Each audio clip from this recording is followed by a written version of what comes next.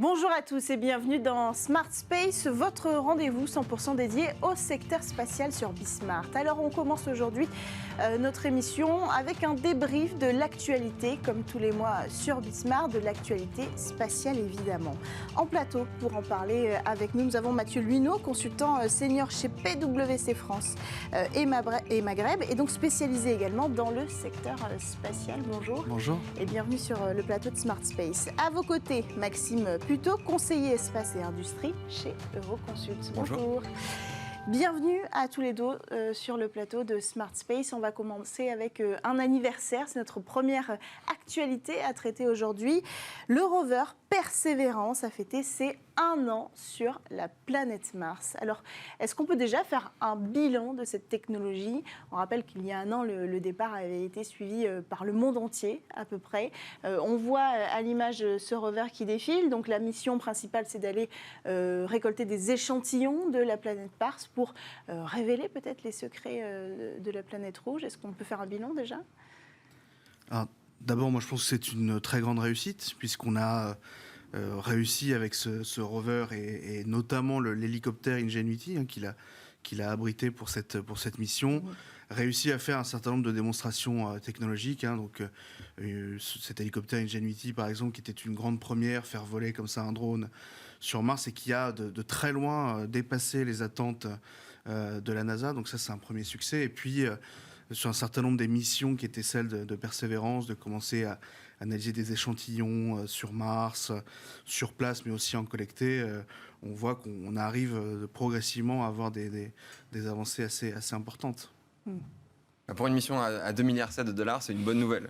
Mais la cerise sur le gâteau, on est vrai, Mathieu a raison, c'est l'hélicoptère qui a dépassé toutes les espérances de ces ingénieurs, avec une petite vingtaine de kilomètres parcourus au total, et puis aussi, d'après les scientifiques, une vraie valeur ajoutée, puisqu'on s'élève dans les airs, et du coup, on a une meilleure vue sur l'environnement, et du coup, on peut mieux guider le rover. Alors justement, c'est l'hélicoptère qui a pris cette photo qu'on voit à l'image, qui était donc la coiffe en fait, qui a abrité Persévérance lors de son entrée dans l'atmosphère. Donc c'est assez impressionnant d'avoir pu retrouver sur la planète Mars, c'est là qu'on voit aussi toute la distance qu'il est capable de parcourir, d'avoir pu retrouver un vestige de l'arrivée, pour son anniversaire, de l'arrivée de ce rover Persévérance. Un dernier mot peut-être, on rappelle encore, il faut le rappeler parce que c'est important, que la caméra de ce rover est une caméra française portée, qui s'appelle donc Supercam, portée par l'équipe de Sylvestre Maurice, que nous avions reçue pour une émission spéciale et qui est donc toujours un succès pour l'instant dans l'espace. On tire sur Mars depuis Toulouse, c'est une bonne nouvelle. Alors on enchaîne direction l'ISS avec la première mission de la société Axiom dans la Station Spatiale Internationale. Première mission à l'équipage 100% privé avec des passagers qui sont plus ou moins des touristes. On va voir si on peut définir ça. Le pilote également est un ancien astronaute payé par Axiom aujourd'hui, donc équipage 100% privé qui a passé 2 semaines dans la Station Spatiale Internationale. Oui, ils sont restés un peu plus longtemps que prévu, ça devait rester 1 semaine, puis des problèmes météo ont fait qu'ils ont étendu un peu leur séjour. Finalement, c'est pas mal vu le prix de la mission. Mais ce qui est vraiment intéressant, c'est que Axiom, finalement, ici, la société agit un peu comme une agence de voyage. Elle achète, elle loue la capsule à SpaceX, qui est aussi un prestataire de la NASA, et finalement, elle devient un peu agence de voyage au bénéfice de clients qui en ont les moyens. Donc, elle a payé son ticket à la NASA ? Elle a payé son ticket à SpaceX et il y a aussi donc pour voler vers l'ISS. Et puis pour utiliser l'ISS, il y a eu aussi des petites contreparties payées à la NASA. Ce qui est intéressant, c'est qu'Axiom est aussi un prestataire de la NASA et va plus tard rajouter des modules à la Station Spatiale Internationale. Oui, parce qu'il y a ce projet de créer un hôtel sur la Station Spatiale Internationale. Axiom est positionné depuis longtemps sur ce projet-là.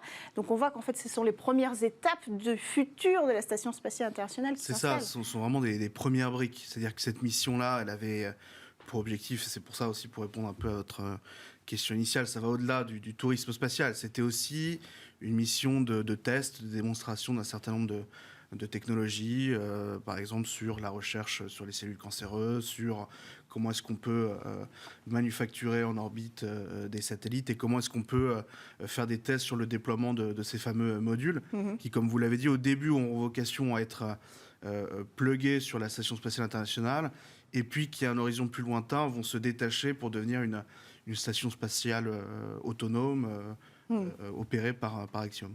Alors, ces expériences que vous avez citées, elles ont été menées dans la Station Spatiale Internationale par cet équipage privé. C'est ça. Donc c'est pour ça aussi qu'on a parlé de touristes. J'ai dit que j'y reviendrai parce qu'en fait l'équipage lui-même refuse d'être appelé touriste spatial. Pourquoi ? Parce qu'ils ont été entraînés, parce qu'ils estiment avoir été utiles justement avec ces missions-là. Et donc ils estiment que ce ne sont pas des touristes, ce seraient plutôt des astronautes. Mais est-ce qu'on peut les définir comme astronautes ? C'est une appellation que de toute façon tous les participants privés à des vols spatiaux réfutent, et ce depuis 2001.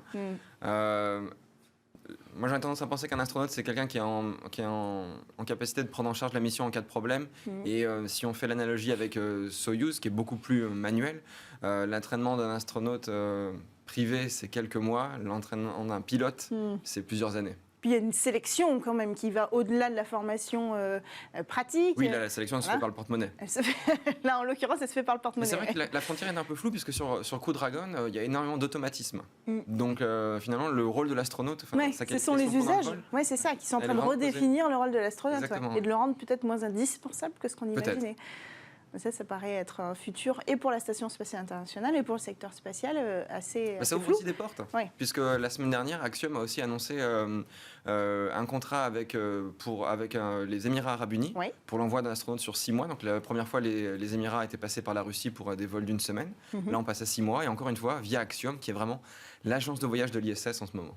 Donc ça paraît fou qu'aujourd'hui, ce soit des sociétés privées qui organisent le déplacement d'un astronaute lié à une agence étatique, donc en l'occurrence aux Émirats arabes unis, pour aller dans la Station spatiale internationale, dont cette agence n'a aucune part, d'ailleurs, puisqu'elle ne fait pas partie de la collaboration internationale de l'Agence spatiale internationale. Donc qu'est-ce qui se dessine, en fait, et pour l'avenir de l'ISS, mais aussi pour l'avenir du secteur et des acteurs classiques aujourd'hui? Qu'est-ce qui se dessine ?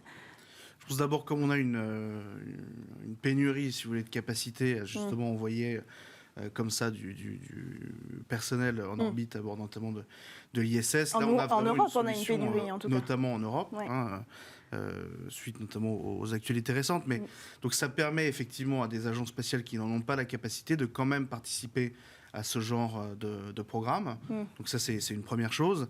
Et donc ça dit un petit peu, si vous voulez, cette nouvelle dynamique aussi de privatisation d'un certain nombre de services qui permettent de combler certains manques qui peuvent exister dans les programmes publics. Et je pense que c'est une bonne chose. Ça va permettre à un grand nombre de nations de participer à cette aventure-là. Donc là, dans ces missions-là, la NASA est rétribuée. Comment ça se passe pour les autres acteurs, les pays qui collaborent sur la station? Les États membres de l'ISS, il y a un barter agreement, c'est-à-dire c'est un échange en nature. Je t'échange le transport de ton astronaute contre du ravitaillement ou du temps d'utilisation des modules. Là, l'arrivée d'un prestataire privé, ça pose la question du temps d'utilisation de la station. Et c'est la société et vis-à-vis de son état d'appartenance qui fait en sorte que déjà elle est rétribuée, et puis elle n'interfère pas non plus avec les vrais astronautes professionnels qui, eux, ont des missions scientifiques. Pour l'instant, tant que la Station spatiale internationale est encore en activité officiellement, ça devrait être jusqu'en 2030, a priori, et donc après, un hôtel, peut-être.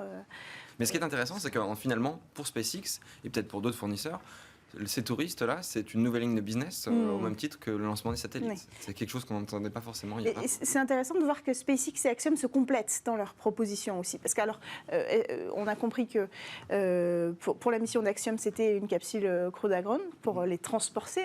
Pour que vous compreniez, c'est la navette qui va les amener jusqu'à la Station spatiale internationale. Le lanceur, c'est Axiom. Et donc, pour les Émirats arabes aussi, on a cette même répartition. On est vraiment, Axiom pour l'instant n'a pas d'actif en orbite et est vraiment un intermédiaire. Donc ça paraît fou de voir aussi ce nouvel équilibre privé-privé qui se met en place. On revient en France, si vous voulez bien, parce qu'on a encore des actualités à traiter. La première, c'est une annonce qui avait été faite en avant-première sur le plateau de Smart Space, celle de la création d'un fonds qui s'appelle le fonds Expansion, porté par Audacia et Starburst. On parle de quelle somme investie, on parle de quelle cible destinée aux startups françaises, européennes? Alors, dans un premier temps, on parle d'une somme qui avoisine les 100 millions d'euros, qui a vocation ensuite à croître vers les 300 millions d'euros, voire plus, qui correspond finalement à ce qui se fait aujourd'hui sur les quelques grands fonds d'investissement de venture capital dans le spatial. Donc je pense que c'est déjà un très bon signal, parce qu'on sait que c'est un peu le talon d'Achille dans l'industrie spatiale et de défense dans l'Union européenne. Donc c'est C'est déjà une bonne nouvelle. Et puis, ça a vocation à alimenter en financement des startups françaises, mais pas que, puisque c'est plutôt un fonds qui a une portée européenne dans l'ensemble. Plutôt early stage? Finalement, quand on voit les sommes qui veulent être investies, ça pourrait même monter sur quelques séries un peu plus matures. C'est intéressant parce qu'en France, donc on a une expansion qui arrive. On a Cosmic Capital, le fonds entre Carista et le CNES. Qui est arrivé avec 30 millions d'euros. 30 millions, ouais. Ce qui avait été aussi pointé du doigt, parce qu'on disait c'est pas si énorme que ça quand même. Voilà. Donc il va peut-être y avoir une spécialisation, mais c'est intéressant. Au moins, les entrepreneurs vont avoir le choix. Et les investisseurs aussi. Oui, on avance sur des vraies propositions. Donc ça, c'est une bonne nouvelle pour l'écosystème français. Plutôt, oui. Oui, bien sûr, totalement. Et puis on arrive en plus avec un fonds qui va bénéficier aussi de l'expertise, notamment de Starburst, qui a déjà commencé à accompagner des entreprises du spatial et de la défense. Donc je pense que c'est un signal très positif, en tout cas pour l'industrie. Alors toujours dans l'actualité des startups françaises, nous avons la startup Exotrail que nous avons reçue plusieurs fois en plateau ici sur Smart Space, qui a annoncé l'arrivée de son Space Van. Alors qu'est-ce que c'est, de quoi on parle? C'est une technologie qui a fait beaucoup parler depuis cette annonce-là. De quoi il s'agit? C'est un véhicule de la logistique du dernier kilomètre. Exotrail jusqu'à présent il faisait des moteurs. Là c'est un quasi-satellite qui va se détacher du lanceur, à partir duquel il est lancé, et qui va ensuite acheminer ses satellites clients, ses passagers, sur leur orbite finale de travail. Donc Exotrail devient un acteur de la mobilité, c'est assez intéressant. Oui, ça paraît fou.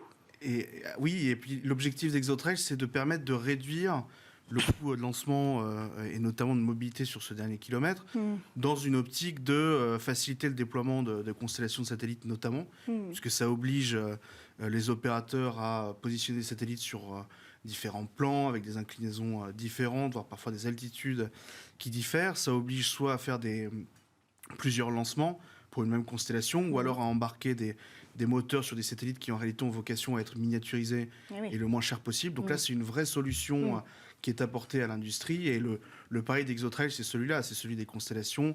Et ils pensent pouvoir permettre de réduire le coût de la mobilité d'à peu près 50%. Donc c'est énorme. C'est considérable. Donc on est toujours sur cet objectif permanent de réduire les coûts. Sur le papier, c'est le meilleur des deux mondes. C'est-à-dire que vous voyagez dans les transports en commun, en étant passager secondaire sur un lancement type SpaceX ou Arianespace, mais en même temps, grâce à Exotrail, vous avez un transport customisé qui vous amène là où vous souhaitez aller, c'est-à-dire les avantages du taxi. Donc le prix du transport en commun, plus un petit premium, mais la qualité du taxi. Sur le papier, c'est intéressant. Est-ce qu'on sait s'il y a d'autres technologies qui viennent concurrencer ce projet? Alors Exotrail n'est pas le seul, mais l'avantage d'Exotrail, c'est qu'il maîtrise la technologie de la propulsion qui est vraiment la plus importante. Et puis je dirais qu'au-delà de la propulsion, il y a aussi les solutions de connaissance du trafic spatial et des mécaniques de déplacement en orbite. Exotrail a non seulement la partie, je dirais, propulsion, mais aussi une solution qui s'appelle ExoOps, qui optimise le déploiement des constellations. Et c'est vraiment l'intégration verticale de toutes ces technologies qui permet aujourd'hui de déployer ce van. Alors, autre actualité, on a failli l'oublier, on est revenu en France un petit peu trop vite, aux États-Unis. Un événement fort sur lequel j'aimerais quand même revenir.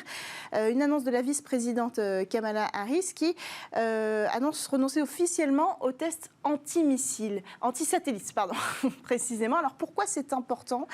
Parce que c'est un sujet dont on parle beaucoup depuis le mois de novembre dernier à peu près, avec le test anti-satellite réalisé par la Russie sur son propre satellite qui n'était plus en fonction, qui a généré énormément de débris. Donc c'est important parce que le sujet des débris spatiaux est un sujet phare aujourd'hui, mais il y avait déjà eu des accords en fait autour de l'arrêt des tests anti-satellites. Il y a eu des discussions et les discussions n'avaient pas forcément abouti et les États-Unis n'avaient pas forcément été de très bonne volonté jusqu'à présent. Là, il y a un renoncement. Il est intéressant parce que finalement, on renonce uniquement au test direct, c'est-à-dire de tirer un missile.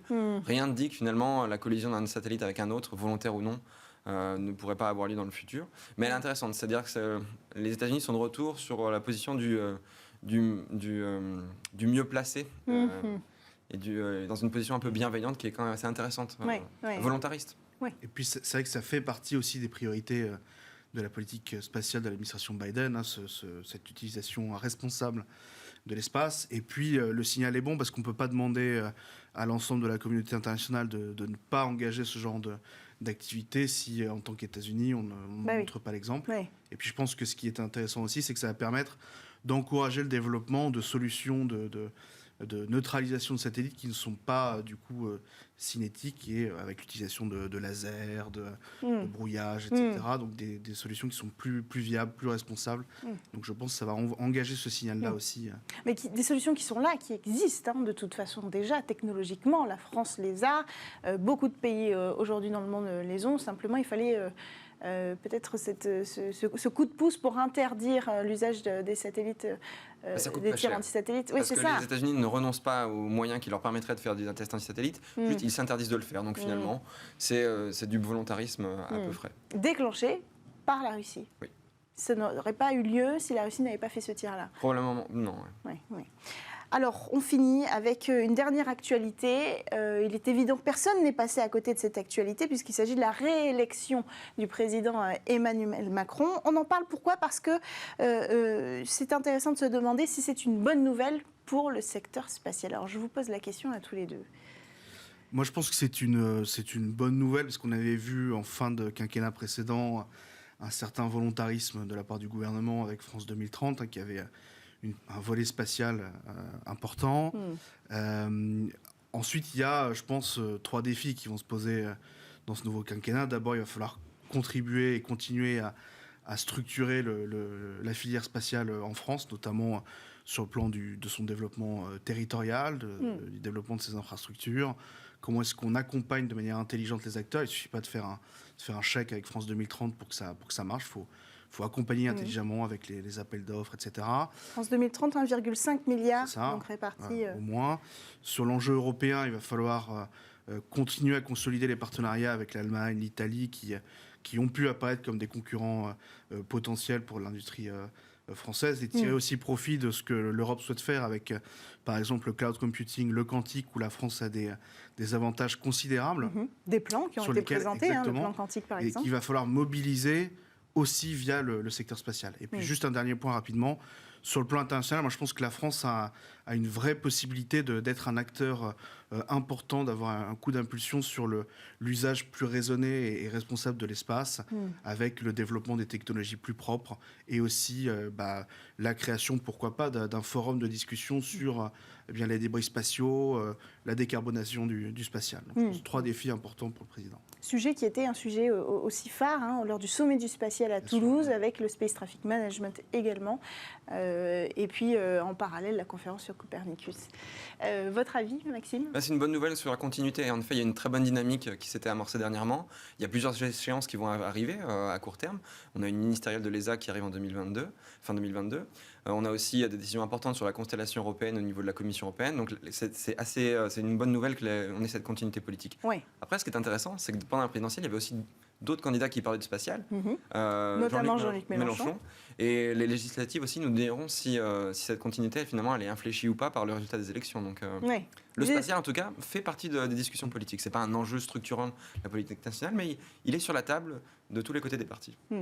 Donc, est-ce qu'il y a des promesses ? Alors, vous disiez les territoires, au niveau européen aussi, reprendre une place forte pour la France. Il y a des accords bilatéraux qui avaient déjà été portés par Bruno Le Maire avec l'Italie, avec l'Allemagne. Donc ça, c'est des sujets qu'il faut continuer à porter. Il faut, continuer à les porter et s'assurer de leur bonne mise en œuvre. Il y a des engagements qui sont pris face à la France, parce que ça a des enjeux aussi pour l'emploi qui vont être considérables pour le futur ministre de l'économie notamment. Donc il va falloir être vigilant en tout cas en tant qu'acteur majeur du spatial en Europe. On rappelle qu'on attend, a priori sous sa présidence, mais peut-être dans l'année, on n'est pas sûr, le lancement d'Ariane 6, qui a signé un contrat pour Kuiper avec 18 lancements. Donc il y a quand même des bonnes nouvelles qui vont donner une certaine dynamique à ce secteur spatial. On espère que derrière, le gouvernement va suivre pour donner l'impulsion nécessaire pour que la France soit aussi sur les sujets de souveraineté bien positionnée. Merci à tous les deux d'avoir pris le temps de venir sur le plateau de Smart Space pour traiter de tous ces sujets d'actualité encore très riches autour du secteur spatial aujourd'hui. Merci à tous de nous avoir suivis. J'espère que vous aurez été intéressés, passionnés par ces actualités. Je rappelle encore peut-être qu'on fête les 1 an du rover Persévérance. On en avait beaucoup parlé sur le plateau. C'est important pour nous de suivre le sujet. Ces sujets-là nous font rêver et nous rappellent aussi pourquoi c'est important de parler d'espace. Merci à tous de nous avoir suivis. On se retrouve dès la semaine prochaine sur Bismart.